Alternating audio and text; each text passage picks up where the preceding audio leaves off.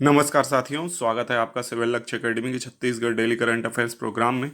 तो पहला क्वेश्चन है, मनरेगा के मामले में 100 दिन का रोजगार देने के मामले में छत्तीसगढ़ का देश में कौन सा स्थान है? तो इसका सही जवाब है पहला स्थान है।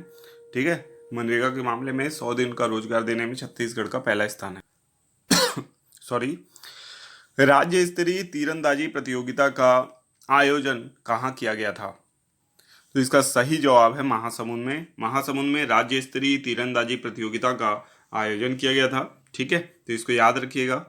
और राज्य स्तरीय तीरंदाजी प्रतियोगिता के आयोजन के साथ ही जो राज्य की प्रतिभाएं हैं उनको अपना जौहर दिखाने का उपयुक्त मौका मिला है, तो इसको याद रखना है। नेक्स्ट क्वेश्चन है, देश के 111 रहने लायक शहरों में रायपुर का कौन सा स्थान है?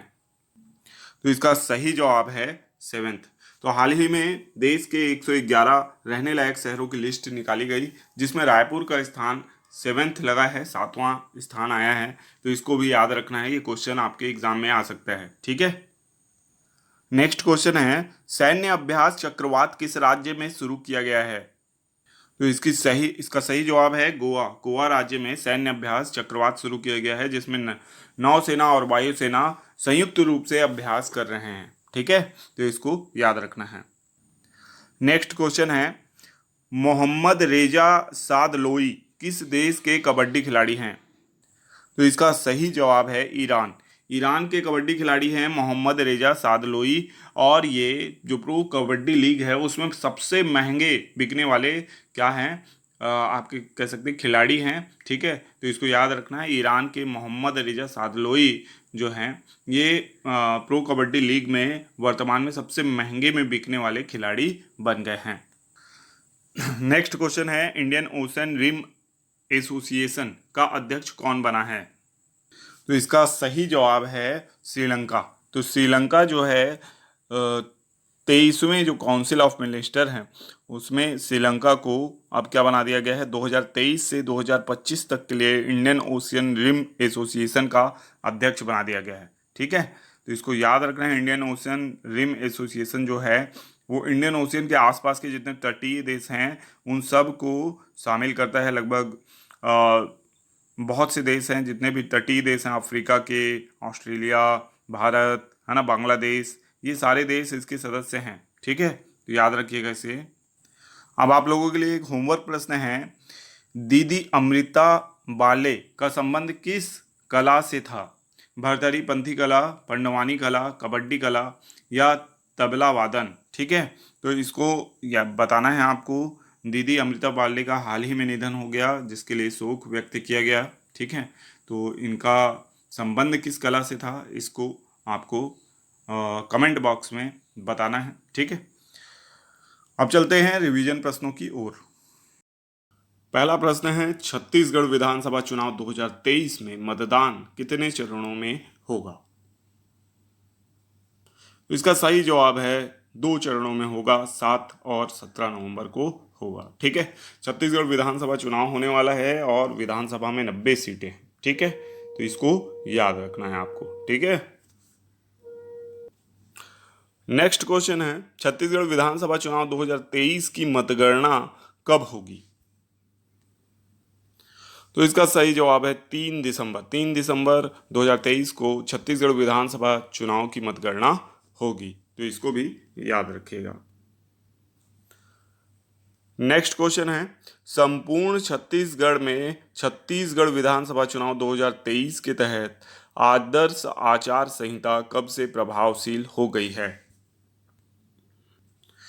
तो इसका सही जवाब है 9 अक्टूबर। 9 अक्टूबर से आदर्श आचार संहिता प्रभावित हो गई है। ठीक है, और संपूर्ण छत्तीसगढ़ में लग गई है, जिसके तहत जितने भी आपके सरकारी कार्यालय हैं वहाँ पे जो भी पदाधिकारियों के नाम लिखे हुए हैं जो छत्तीसगढ़ शासन में हैं, या अन्य कोई चिन्ह बना हुआ है, किसी पार्टी का लोगो है, कैलेंडर है ना, वो सब कुछ हट जाएगा। है ना, ये सब तो होता ही है। इसके अलावा गाड़ियों की चेकिंग आप देख रहे होंगे कि आपकी कार की चेकिंग हो रही है ना, बाइक वालों को भी रोका जा रहा है, किसी तरीके के पैसे का ट्रांसपोर्ट ना हो पाए, है ना, और अगर झंडा वगैरह जा रहा है तो उसके प्रॉपर रिकॉर्डिंग हो पाए, इसके लिए सब कुछ किया जा रहा है। ठीक है, तो आदर्श आचार संहिता छत्तीसगढ़ में लागू हो चुकी है। नेक्स्ट क्वेश्चन है, छत्तीसगढ़ की मुख्य निर्वाचन पदाधिकारी का नाम क्या है?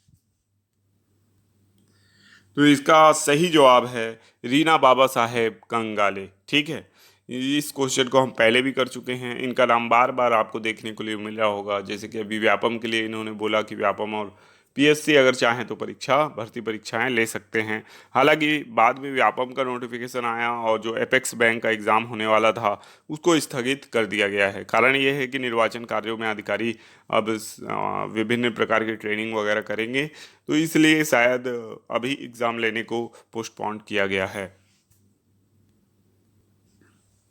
नेक्स्ट क्वेश्चन है, छत्तीसगढ़ कुक्कुट पालन प्रोत्साहन योजना के तहत कितने प्रतिशत तक अनुदान निवेश की पात्रता होगी? तो इसका सही जवाब है 25 से 40% तक। तो कुक्कुट पालन प्रोत्साहन योजना, अगर इसके तहत आप कुक्कुट पालन करना चाहते हैं तो इस योजना का लाभ उठा सकते हैं और 25 से 40% तक आपको लाभ हो जाएगा इसमें, है ना। मतलब जो टोटल निवेश होगा आपका उसका 25 से 40% तक सरकार आपको अनुदान के रूप में दे देगी। ठीक है, तो ये भी याद रखना है आपको। नेक्स्ट क्वेश्चन है, किस राज्य की विद्युत कर्मियों को पुरानी पेंशन योजना का लाभ मिलेगा? तो इसका सही जवाब है छत्तीसगढ़। छत्तीसगढ़ में पुरानी पेंशन योजना लागू कर दी गई है, सारे शासकीय कर्मचारी इसमें इसके अंतर्गत आएंगे ही। इसके अलावा राज्य विद्युत कर्मचारी जो हैं उनको भी पुरानी पेंशन योजना का लाभ मिलेगा। ठीक है, तो इसको भी याद रखना है, बहुत इंपॉर्टेंट है। प्रधानमंत्री पोषण शक्ति निर्माण योजना के तहत राज्य के कितने जिलों में अतिरिक्त आहार के रूप में अंडा दिया जाएगा? तो इसका सही जवाब है 7 जिलों में। तो 7 जिलों में प्रधानमंत्री पोषण शक्ति निर्माण योजना के तहत अतिरिक्त आहार के रूप में अंडा दिया जाएगा। पहले ये योजना जो थी ये राज्य सरकार के द्वारा भी चलाई गई थी अंडा वितरण की, लेकिन कुछ हिंदूवादी संगठनों के विरोध के बाद और थोड़ा राजनीतिक दबाव के बाद इस योजना को हटा लिया गया था। लेकिन अब केंद्र सरकार के माध्यम से इस योजना को पुनः लागू करने का प्रयास किया जा रहा है। पहले 7 जिलों में लागू किया जाएगा, अगर ये प्रोजेक्ट सफल रहता है तो आगे इसे सभी जिलों में लागू किया जाएगा। तो इस योजना को याद रखिएगा, प्रधानमंत्री पोषण शक्ति निर्माण योजना। ये मध्याह्न भोजन योजना जो है उसका नया नाम रखा गया है, प्रधानमंत्री पोषण शक्ति निर्माण योजना। ठीक है, नेक्स्ट क्वेश्चन है, कर्मा महोत्सव 2023 का आयोजन कहाँ किया गया था? तो इसका सही जवाब है अंबिकापुर। अंबिकापुर में कर्मा महोत्सव 2023 का आयोजन किया गया था, इसको याद रखना है। ठीक है, कर्मा महोत्सव राज्य का जो कर्मा है, कर्मा नृत्य भी है, कर्मा एक त्यौहार भी है, बड़ी धूमधाम से मनाया जाता है। ये कृषि आधारित त्यौहार है, आप मान सकते हैं, है ना। कर्म देवता को मनाने के लिए ये त्यौहार किया जाता है, उनकी पूजा आराधना के लिए ये त्यौहार मनाया जाता है। तो कर्मा महोत्सव इस दौरान पे आयोजित किया जाता है, जिसमें कर्मा नृत्य भी किया जाता है। विभिन्न सांस्कृतिक कार्यक्रमों का राज्य सरकार के द्वारा आयोजन किया जाता है, इसको फंड किया जाता है राज्य सरकार के द्वारा। ये राज्य सरकार के द्वारा ही प्रायोजित महोत्सव होता है। ठीक है, तो इसको याद रखिएगा। नेक्स्ट क्वेश्चन है, किस नगर निगम को प्रधानमंत्री आवास योजना के तहत बेस्ट परफॉर्मेंस अवार्ड प्राप्त हुआ है? तो इसका सही जवाब है रायगढ़ नगर निगम। तो रायगढ़ नगर निगम ने प्रधानमंत्री आवास योजना का क्रियान्वयन उत्कृष्ट तरीके से किया है, इस कारण इसे बेस्ट परफॉर्मिंग अवार्ड मिला है। मतलब बहुत ही अच्छा कार्य रायगढ़ नगर निगम में हुआ है, और जितने भी प्रधानमंत्री आवास हैं उनका अलॉटमेंट जो हुआ, समय पर कार्य पूरा हुआ, और जितने भी ग्रामीण जन थे या नगरीय जन थे जिनका आप कह सकते हैं मकान बनना था, उनको सही समय पे लोन प्रोवाइड किया गया, सही समय पे उनको जो सहायता राशि है वो प्रोवाइड की गई, और पूरी मॉनिटरिंग की गई, जिस कारण से बेस्ट परफॉर्मेंस निकल कर आया रायगढ़ का, और यह अवार्ड उसके नाम हुआ। नेक्स्ट क्वेश्चन है, किस नदी के किनारे स्मार्ट सिटी प्रोजेक्ट के तहत वाटर स्पोर्ट और फूड कोर्ट का निर्माण किया जाएगा? तो इसका सही जवाब है अरपा नदी। तो आपको पता है कि अरपा नदी जो कि खोंडरी खोंगसरा की पहाड़ी से निकलती है, इसकी लंबाई लगभग 100 किलोमीटर है और ये बिलासपुर शहर से होकर गुजरती है, बिलासपुर शहर के लगभग मध्य से होकर गुजरती है।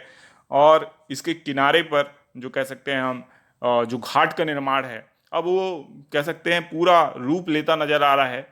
और इतना अच्छा यानी लोकेशन वहाँ का हो गया है, आप अगर जाके देखेंगे तो काफ़ी बदलाव आया है इस नदी में। अब प्रॉपर यानी जल रहता है, पानी रहता है। एक समय अरपा यानी सूखी नदी के नाम से विख्यात हो गई थी, है ना, लेकिन वर्तमान में जल भरपूर मात्रा में इसमें रहता है।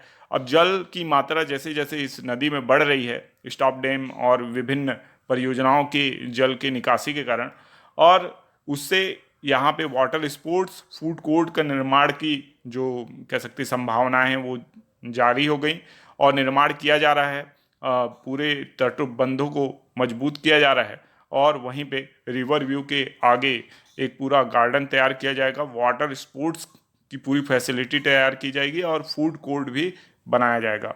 एक तरीके से कह सकते हैं कि ये जो प्रोजेक्ट है ये सिंगापुर से प्रेरित है। और एक समय जब कहा जाता था कि जो बिलासपुर शहर है उसकी जो अरपा नदी है उसको सिंगापुर की तर्ज में विकसित किया जाएगा, तो लोगों को विश्वास नहीं होता था, लेकिन अब होते हुए कार्य को देखकर लोग ये कह सकते हैं कि हाँ उसी तर्ज पे कार्य हो रहा है और निश्चित तौर पर एक दिन ये अरपा जो नदी है उसका तट उसी तरीके से हमको परिणित होते दिखाई देगा। नेक्स्ट क्वेश्चन है, छत्तीसगढ़ के किस जिले में महुआ प्रोसेसिंग प्लांट की स्थापना की जाएगी? तो इसका सही जवाब है बस्तर। ठीक है, तो महुआ प्रोसेसिंग प्लांट की यहाँ स्थापना की जाएगी। तो आप महुआ को तो बहुत अच्छे तरीके से जानते होंगे। तो महुआ का प्रोसेस किया जाएगा, तो आप जानते हैं महुआ का प्रोसेस करके क्या बनेगा? हाँ, दवाइयाँ बनेंगी जी, औषधि बन जाएगी, है ना। आप जो सोच रहे हैं वैसा नहीं है, केवल दारू नहीं बनती है, औषधियाँ भी बनती हैं, खाने पीने का सामान भी बनता है। ठीक है, तो महुआ बहुत ज़्यादा हमारी संस्कृति से जुड़ा हुआ है। छत्तीसगढ़ में महुए का बहुत ज़्यादा उपयोग होता है, विभिन्न प्रकार के पकवान बनते हैं, ठीक है, पेय पदार्थ बनता है और महुआ से औषधियाँ भी बनाई जा रही हैं।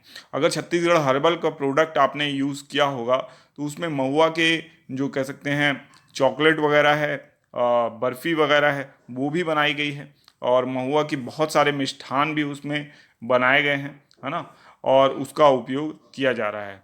महुआ कहते हैं पाचन के लिए काफ़ी अच्छा होता है महुए का उपयोग, ठीक है, तो उससे औषधियाँ भी बनाई जा रही हैं। नेक्स्ट क्वेश्चन है, मुख्यमंत्री सुगम महाविद्यालय योजना का शुभारंभ कब किया गया है? तो इसका सही जवाब है 7 अक्टूबर। 7 अक्टूबर की डेट को याद रखिएगा। मुख्यमंत्री सुगम महाविद्यालय योजना जो है इसकी शुरुआत की गई है। अब इस योजना का नाम सुगम महाविद्यालय मतलब क्या है? ये योजना मुख्यतः जो मुख्यमंत्री का जो युवा सम्मेलन हुआ था, है ना, युवाओं से भेंट मुलाकात जो कार्यक्रम किए थे उसमें बहुत से छात्रों ने मांग रखी थी कि हमको कॉलेज जाने के लिए सुविधा प्रदान की जानी चाहिए, बस की सुविधा।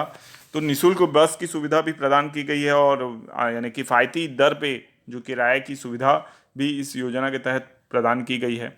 अब महाविद्यालय के लिए जो बस चला करेंगी स्पेशल स्टूडेंट्स के लिए, और स्टूडेंट्स उसमें आसानी से आ जा सकेंगे, ठीक है ना। तो ये योजना है मुख्यमंत्री सुगम महाविद्यालय योजना, तो इसको याद रखना है आपको, है ना। और ये 7 अक्टूबर 2023 से प्रारंभ की गई है। तो अभी तो योजनाओं की झड़ी लगी हुई है, विभिन्न पोस्ट भी आपको देखने को मिल रही हैं कि बहुत सारी पोस्ट आई हैं, जैसे छात्रावास अधीक्षक की पोस्ट आ गई है ना, आपका प्रयोगशाला तकनीशियन की परिचायक की पोस्ट आ गई है ना। कृषि विभाग में भी कुछ कृषि विपणन सचिव, कनिष्ठ सचिव, वरिष्ठ की पोस्ट आई हुई है। पुलिस विभाग में आरक्षक की पोस्ट आई हुई। तो इस तरीके से बहुत सारी पोस्ट भी इस दौरान लॉन्च कर दी गई है ना। तो सभी का आप फॉर्म भरिए और प्रतियोगी परीक्षाओं की तैयारी कीजिए बढ़िया से, है ना। और फॉर्म भी फ्री में है ना, लेकिन फॉर्म भरिए तो एग्ज़ाम देने जरूर जाइए, शासन का नुकसान ना हो इस कारण। नेक्स्ट क्वेश्चन है, हाल ही में इजराइल पर 5000 रॉकेट से हमला करने वाले आतंकी संगठन का नाम क्या है या कौन सा आतंकी संगठन है? तो इसका सही जवाब है हमास। ठीक है, तो ये हमास एक ग्रुप था, पहले ग्रुप के नाम से जाना जाता था, लेकिन इसकी गतिविधियां इसे आतंकी संगठन के रूप में परिभाषित करती हैं। और ये संगठन मुख्यतः फिलिस्तीन के लिए लड़ाई लड़ता था और फिलिस्तीन राज्य की स्थापना के लिए। ठीक है, फिलिस्तीन राज्य की स्थापना के लिए मांग करना एक बात होती है, लेकिन किसी देश की पब्लिक पे 5,000 रॉकेट गिरा देना दूसरी बात है, और ये बिल्कुल आतंक पैदा करने वाली बात है। इसलिए इसे अब आतंकी संगठन भारत सरकार ने भी बोलना शुरू कर दिया है। हमारे यशस्वी प्रधानमंत्री श्री नरेंद्र मोदी जी की ट्वीट में उन्होंने इस संगठन को आतंकी ग्रुप करार दिया है। इसी तरीके से यूएसए, कनाडा, फ्रांस, है ना, ब्रिटेन, इन सभी देशों ने इसकी घोर निंदा की है और इजराइल का सपोर्ट किया है। ठीक है, तो आप इजराइल का इतिहास अगर जानते हैं तो उसने लगातार फिलिस्तीन के क्षेत्र को कब्जा किया है और हमास ने 5,000 रॉकेट गिरा के एक्ट ऑफ वॉर डिक्लेयर कर दिया है। और इजराइल अब इस संगठन को छोड़ने वाला नहीं है। इजराइल की आप यानी गुप्तचर संस्था का नाम बहुत अच्छे से जानते होंगे, जिसका नाम मोसाद है। वो कभी अपने दुश्मनों को माफ़ नहीं करती। तो इजराइल भी ऐसा ही एक देश है जो लगातार विस्तार कर रहा है और फिलिस्तीन नामक जो पहले देश हुआ करता था वो लगातार समापन की ओर जा रहा है। और निश्चित तौर पे अभी आई मैक प्रोजेक्ट के बारे में आपने सुना होगा, जिसमें भारत, सऊदी अरब, आपका यूएई और इजराइल के थ्रू यूरोप को कनेक्ट करने की बात की जा रही थी। तो उसके तहत भी ये कह सकते हैं ये जियो पॉलिटिकल इवेंट हमास के द्वारा खेला गया है ताकि उसको किसी तरीके से बाधित किया जा सके, लेकिन इसमें ये लोग कामयाब नहीं होंगे। इजराइल की फोर्स बहुत स्ट्रांग है ना, और अमेरिका का उसको पूरा सपोर्ट रहता है, तो वो आसानी से इस ग्रुप को तबाह कर पाएगी। और उसके बाद जो आईमेक प्रोजेक्ट है वो भी लॉन्च होगा और भारत और यूरोप के बीच एक नया मार्ग तैयार होगा। जो चीन के जो BRO प्रोजेक्ट, तो काफ़ी दिनों बाद फिर एक बार मैं हाजिर हूँ आपके सामने कुछ महत्वपूर्ण क्वेश्चंस लेकर। पहला प्रश्न है, SDG baseline and programme report 2022 Chhattisgarh का विमोचन किसके द्वारा किया गया? तो इसका सही जवाब है श्री प्रेम साय सिंह टेकाम। तो श्री प्रेम साय सिंह टेकाम के द्वारा SDG baseline and progress report 2022 का विमोचन किया गया। SDG यानी सतत विकास लक्ष्य, है ना, तो सतत तरीके से विकास किस तरीके से किया जाए, इसके संबंध में ये रिपोर्ट प्रकाशित की गई है और इसके द्वारा बताया गया है कि 40 लाख परिवारों को गरीबी रेखा से बाहर निकाल लिया गया है। ठीक है, जो कि काफ़ी अच्छी बात है छत्तीसगढ़ के लिए। चलते हैं नेक्स्ट क्वेश्चन की ओर। नेक्स्ट क्वेश्चन है, छत्तीसगढ़ की वर्तमान मुख्य निर्वाचन अधिकारी कौन है? तो इसका सही जवाब है रीना बाबा साहेब कंगाले। तो रीना बाबा साहेब कंगाले छत्तीसगढ़ की वर्तमान मुख्य निर्वाचन पदाधिकारी हैं। और आपको पता हो कि राज्य में संभवतः जल्द ही चुनाव होने वाले हैं और ये विधानसभा चुनाव होंगे, तो इसके लिए निर्वाचन आयोग की आवश्यकता होती है। इसमें निर्वाचन अधिकारी जो हैं रीना बाबा साहेब कंगाले हैं, है ना, तो इनका नाम याद रखना है। जो मुख्य निर्वाचन आयुक्त होते हैं, राज्य मुख्य निर्वाचन आयुक्त, तो वो अलग से नियुक्त होते हैं, तो उसके बारे में भी हम भविष्य में चर्चा करेंगे। ठीक है, नेक्स्ट क्वेश्चन है, पुट बारो सेरी बाढ़न कार्यक्रम किससे संबंधित है? तो इसका सही जवाब है सुपोषण से संबंधित है। पुट बारो सेरी बाढ़न कार्यक्रम सुपोषण से संबंधित है। कबीरधाम जिला प्रशासन ने यह कार्यक्रम चलाया है और बहुत ही अच्छा कार्यक्रम है सुपोषण को बढ़ावा देने के लिए, ताकि कुपोषण दूर हो सके और जितने भी बच्चे हैं और जो भी गर्भवती माताएं हैं उनको सही आहार, सही पोषण मिल सके। तो पुट बारो सेरी बाढ़न कार्यक्रम जो है ये चलाया गया है ना, और ये किसके लिए चलाया गया है? सुपोषण के लिए। इसको अच्छे से याद रखना है आपको। नेक्स्ट क्वेश्चन है, स्वामी आत्मानंद कोचिंग योजना का शुभारंभ कब किया गया है? तो इसका सही जवाब है 3 अक्टूबर को मुख्यमंत्री श्री भूपेश बघेल जी ने अपने जो कार्यालय है वहीं से ऑनलाइन स्वामी आत्मानंद कोचिंग योजना का शुभारंभ किया है, जिसका लाभ छात्रों को मिल सकेगा। Swami Atmanand English medium school और स्वामी आत्मानंद हिंदी मीडियम स्कूल की सफलता के बाद स्वामी आत्मानंद के नाम से ही इंग्लिश मीडियम कॉलेज की भी शुरुआत की गई है। इसको आपको याद रखना है। अब स्वामी आत्मानंद के नाम से चौथी योजना शुरू हो रही है, स्वामी आत्मानंद कोचिंग योजना। तो पढ़ाई लिखाई से संबंधित ये चौथी योजना हो जा रही है स्वामी आत्मानंद के नाम से, तो इसको भी आपको याद रखना है। नेक्स्ट क्वेश्चन है, छत्तीसगढ़ लोक सेवा आयोग के नए कार्यकारी अध्यक्ष का नाम क्या है? तो इसका सही जवाब है प्रवीण वर्मा। तो प्रवीण वर्मा छत्तीसगढ़ लोक सेवा आयोग के नए कार्यकारी अध्यक्ष बने हैं। इससे पूर्व टामन सिंह सोनवानी जो थे वो छत्तीसगढ़ के जो मुख्य कह सकते हैं अध्यक्ष थे। छत्तीसगढ़ लोक सेवा आयोग के पूर्व अध्यक्ष टामन सिंह सोनवानी थे। काफ़ी विवादों में रहे। 2021 पीएससी में इनके रिश्तेदारों का बहुत भारी मात्रा में चयन हुआ है। 2022 पीएससी के हम लोगों ने आंसर देखे हैं, जो मेंस के आंसर हैं, जिसमें भारी कह सकते हैं अनियमितता देखने को मिली है। एक तरीके से स्कैम का आरोप लगाना गलत नहीं होगा कि जिस तरीके से खाली पेज पे नंबर दिया गया और जो क्वेश्चन सेम दो लोगों ने लिखा है, अलग अलग नंबर, किसी ने गलत उत्तर लिखा है, वीर नारायण सिंह की हनुमान सिंह की जगह वीर नारायण सिंह के बारे में लिखा, उसको भी नंबर दिया गया। तो इस मामले पे ज़रूर कार्यवाही की जानी चाहिए। और अभी प्रवीण वर्मा नए कार्यकारी अध्यक्ष बनाए गए हैं, इसको भी आपको याद रखना है। नेक्स्ट क्वेश्चन है, नगरीय निकाय एवं पंचायती राज महासम्मेलन हाल ही में किस जिले में आयोजित किया गया? तो इसका सही जवाब है कांकेर जिले में। तो कांकेर जिले में नगरीय निकाय एवं पंचायती राज महासम्मेलन आयोजित किया गया। इस तरह के बहुत सारे सम्मेलन अभी हाल ही में हुए हैं, जैसे कि भूमिहीन कृषक महासम्मेलन, और आपका कई जगह पे जो भी योजनाएं जो चालू होने वाली हैं उन नाम से भी शहरी श्रमिक पेंशन महासम्मेलन, इस तरह के सम्मेलन आयोजित हो रहे हैं। और क्योंकि छत्तीसगढ़ लोक सेवा आयोग का भी फिलहाल का जो क्वेश्चन का ट्रेंड है वो ये भी पूछ लेते हैं कि मुख्यमंत्री इस डेट पे कहाँ गए थे।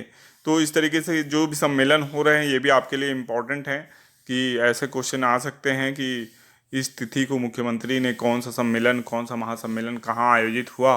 तो इसकी लिस्ट आप बना के इसको याद रखेंगे। तो नगरीय निकाय एवं पंचायती महासम्मेलन जो हुआ है, पंचायती राज महासम्मेलन, इसको याद रखना है। कांकेर में कांकेर में आयोजित हुआ है, ठीक है, इसको याद रखिएगा। ये संभवतः 6 अक्टूबर को आयोजित हुआ है। अगर मेरा डाटा गलत हो तो आप कमेंट बॉक्स में इसे लिख सकते हैं। नेक्स्ट क्वेश्चन है, हाल ही में छत्तीसगढ़ शासन ने किसे कृषि का दर्जा प्रदान किया है? तो इसका सही जवाब है उपरोक्त दोनों। मधुमक्खी पालन और रेशम कीट पालन, इन दोनों को ही छत्तीसगढ़ शासन ने कृषि का दर्जा प्रदान किया है, ठीक है, इसलिए इसका उत्तर होगा उपरोक्त दोनों। और मधुमक्खी पालन और रेशम कीट पालन को पहले भी कृषि का दर्जा देने की बात कही जा रही थी, लेकिन अब जो है शासकीय आदेश प्रकाशित हो गया है और उसके माध्यम से मधुमक्खी पालन और रेशम कीट पालन को पूर्णतः कृषि का दर्जा दे दिया गया है। तो इस बात को आपको याद रखना है। नेक्स्ट क्वेश्चन है, छत्तीसगढ़ किस वनोपज को या वनोपज के लिए राज्य में बोर्ड गठित करने का निर्णय लिया गया है? तो इसका सही जवाब है तेंदुपत्ता। इसका सही जवाब है महुआ, ठीक है, तेंदुपत्ता नहीं है। इसका सही जवाब क्या है? महुआ, ठीक है। तो इसको करेक्ट कर लीजिएगा। इसका सही जवाब क्या है? महुआ है ना। और वनोपज में जो महुआ है इसके लिए बोर्ड गठित किया गया है। महुआ का आप जानते हैं बहुत सारा उपयोग है और औषधीय उपयोग भी है। इसके अलावा मिष्ठान बनाने में भी महुआ का उपयोग किया जाता है। तो इसको याद रखना है कि इसके लिए इस वनोपज के लिए अलग बोर्ड, महुआ बोर्ड की स्थापना करने का निर्णय लिया गया है। तो साथियों, कुछ दिनों से वीडियो आपको कंटिन्यू नहीं मिल पा रहा, उसका कारण ये है कि मेरा स्वास्थ्य कुछ ठीक नहीं था और उसके अलावा कुछ पर्सनल कार्य जो थे उसके कारण मैं वीडियो नहीं दे पा रहा था। लेकिन मेरी कोशिश रहती है कि जितने भी दिनों के वीडियो या क्वेश्चंस आपके छूट गए हैं उसको एक साथ कवर करके आपको जो सही क्वेश्चन है वो प्रोवाइड कर सकूं, ठीक है। और आपका पेशेंस बनाए रखने के लिए धन्यवाद। नेक्स्ट क्वेश्चन है, कोदो का समर्थन मूल्य बढ़ाकर कितना कर दिया गया है? तो इसका सही जवाब है 3200। कोदो का समर्थन मूल्य जो कि पहले 3000 हुआ करता था, अब बढ़ाकर उसे 3200 रुपये कर दिया गया है, ठीक है। तो ये काफ़ी अच्छी बात है। कोदो के जो भी कृषक हैं जो कोदो उत्पादित करते हैं उनको इसका लाभ मिलेगा और 3200 रुपये में आप खरीदी की जाएगी, ठीक है। नेक्स्ट क्वेश्चन है, कुटकी का समर्थन मूल्य बढ़ाकर कितना किया गया है? तो इसका सही जवाब है 3350। कुटकी का समर्थन मूल्य जो कि पहले 3100 हुआ करता था, उसका मूल्य 250 रुपये बढ़ाकर 3350 रुपये कर दिया गया है। तो काफ़ी खुशी की बात है किसानों के लिए कि कोदो और कुटकी दोनों का ही समर्थन मूल्य बढ़ गया है और बढ़कर कम से कम 200 से 250 की वृद्धि इसमें की गई है। तो इसके समर्थन मूल्य को पूछा जा सकता है एग्जाम में, जोड़ी मिलाने में भी आ सकता है, डायरेक्ट क्वेश्चन भी आ सकता है, तो इसको याद रखना है ना। नोट्स आपको जरूर बनाना है, जो भी क्वेश्चंस आप पढ़ते हैं, कोई भी वीडियो मेरा करंट अफेयर्स या दूसरे का आप अगर पढ़ते हैं तो उसका नोट्स जरूर बनाइए, लिखिए और लिखकर उसको रिवाइज भी जरूर कीजिए। नेक्स्ट क्वेश्चन है, नोबेल शांति पुरस्कार 2023 किसे प्रदान किया गया है? तो इसका सही जवाब है नरगिस मोहम्मदी। ठीक है, ईरानी पत्रकार हैं और काफ़ी समय से जेल में हैं, है ना। इनको नोबेल शांति पुरस्कार प्रदान किया गया है 2023 का। महिला अधिकारों के लिए बहुत मुखर रही हैं और बहुत सारी सजा इन्होंने सही है, यातना सही है। वर्तमान में भी हम बताया जाता है कि ये जेल में है ना। तो नरगिस मोहम्मदी को याद रखिएगा कि इनके प्रयासों के कारण इन्हें महिला अधिकारों के जो प्रयास इन्होंने किए हैं ईरान में रहते हुए, जो कि एक कह सकते हैं तानाशाही देश जैसा ही है, और वहाँ पे भी महिला अधिकारों के लिए लड़ना मामूली बात नहीं है। और सरकार के खिलाफ, तानाशाही गवर्नमेंट के खिलाफ खड़े हो जाना एक कह सकते हैं मील का पत्थर वाली बात है। तो नीति किसके नियंत्रण पर आधारित है? तो इसका सही जवाब है तंबाकू। तंबाकू के नियंत्रण पर आधारित है एम पावर नीति, है ना। तो इसको याद रखिएगा कि एम पावर नीति किसके नियंत्रण पर आधारित है? तंबाकू के नियंत्रण पर आधारित है। और इसे छत्तीसगढ़ में लागू किया जा रहा है एम पावर नीति को, ताकि तंबाकू का नियंत्रण हो सके। ठीक है, सरकार नीतियां तो बहुत बनाती है, लेकिन काफ़ी आसान है तंबाकू पर पूर्णतः बैन लगाना, है ना। अगर सरकार सख्ती पे आ जाए और ये चाह ले कि उसका जो टैक्स लालच है उसको कम करते हुए तंबाकू को पूर्ण नियंत्रण करना है, तो ये बहुत ही आसानी से हो सकता है। तंबाकू पे नियंत्रण के लिए आवश्यक है कि सिगरेट, गुटखा, पान मसाला, खैनी, इन सब पे रोक लगे। किसी भी प्रकार के निकोटीन सब्स्टिट्यूट पे रोक लगे, है ना। और उस यानी इस पूरी आदत को ही जड़ से ख़त्म करना होगा। एक पीढ़ी के लिए अगर ये बंद हो जाएगा तो बाकी पीढ़ियों के लिए भी ये बंद हो जाएगा। लेकिन साथ ही साथ ये एक समेकित प्रयास भी होना चाहिए, जिसमें अगर केवल छत्तीसगढ़ में ये पूर्णतः बैन होता है तो इसका उतना इफेक्ट नहीं होगा। लेकिन अगर ये पूरे देश में या आसपास के सारे राज्यों में बैन हो जाएगा तो इसका लॉन्ग टर्म इफेक्ट हमको बहुत ही पॉजिटिव देखने को मिलेगा। नेक्स्ट क्वेश्चन है, Major Dhyan Chand cup all India women hockey tournament किस टीम ने जीता है? तो इसका सही जवाब है राज्य खेल अकादमी बिलासपुर, है ना। राज्य खेल अकादमी बिलासपुर की जो टीम है उसने Major Dhyan Chand cup all India women hockey tournament 2023 का खिताब अपने नाम किया है। ठीक है, जो कि एक बहुत ही अच्छी बात है, राज्य को गौरवान्वित करने वाली बात है। ठीक है, कि इतना बड़ा खिताब राज्य खेल अकादमी बिलासपुर की टीम ने जीता है। आपको बता दें इस प्रतियोगिता में राज्य की कई टीमें गई थी, जिसमें से दुर्ग की खेल एकेडमी से, रायपुर की खेल एकेडमी से भी टीमें गई हुई थी। लेकिन जो राज्य खेल अकादमी बहतराई बिलासपुर वाली जो टीम है, इसने सर्वश्रेष्ठ प्रदर्शन करते हुए Major Dhyan Chand cup all India women hockey tournament अपने नाम कर लिया है। नेक्स्ट क्वेश्चन है, मोहम्मद मोइज्जू किस देश के राष्ट्रपति बने हैं? तो इसका सही जवाब है मालदीव। मालदीव के राष्ट्रपति बने हैं मोहम्मद मोइज्जू।